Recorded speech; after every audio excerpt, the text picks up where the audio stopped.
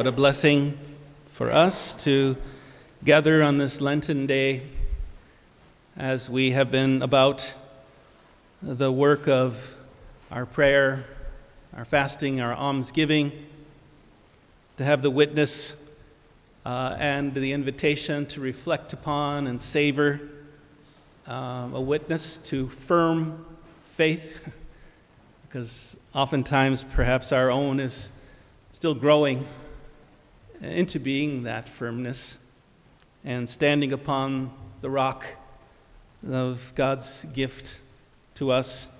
of faith, being called to live in ways that could more and more be called righteous, and doing so in a way that I would like to recall the invitation of our readings on Ash Wednesday and the call to give alms, not to let our right hand know what our left hand is doing, and how that seems to also describe Joseph, who's not offered any opportunity to speak in the scriptures. He doesn't say any words, and yet we recognize him as one who's proclaiming the faith in Jesus Christ in a way that only he could do. He had this special gift from God, and I think desires, if I could speak so boldly, that might be the case also for us, people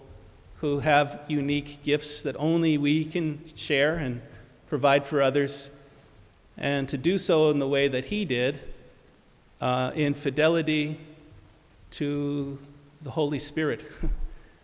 who was working in him, and even in the face of something that seems to be a beginning of a crisis,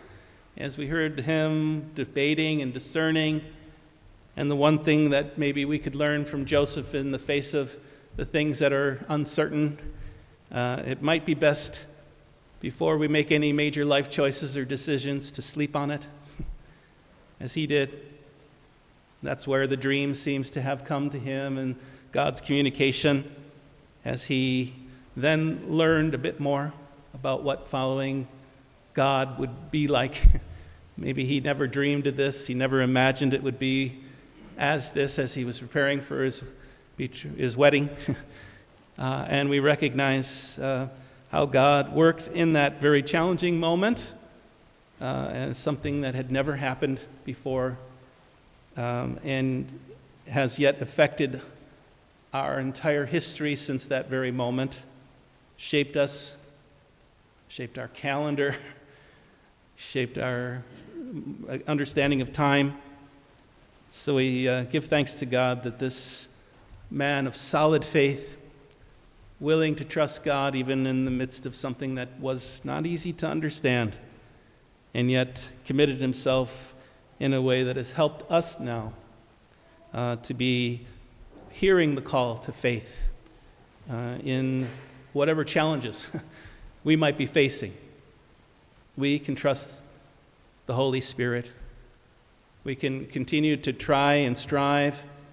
to follow the example of our great saints in ways that might help us to do what he did in a way that allowed his life not to be about him at all. His life was about Jesus. Anything he did, everything he was, seems to have been then focused on Jesus, and both his safety as a young child, maybe learning initially the tools of the trade that he had as a witness to the ordinariness of their family life, and yet also how in the midst of that, underneath the surface, this extraordinary gift was being prepared for you and I. So we ask God to help us, to ask St. Joseph and Mary, of course, to intercede for us as we strive to be as faithful to the gift, to the invitation, to our vocation, as Joseph was. May he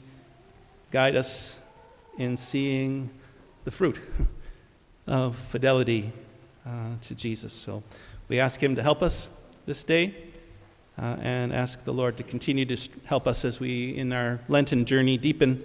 our desire for that firm faith that can be a witness to what God is working within us to everyone that we encounter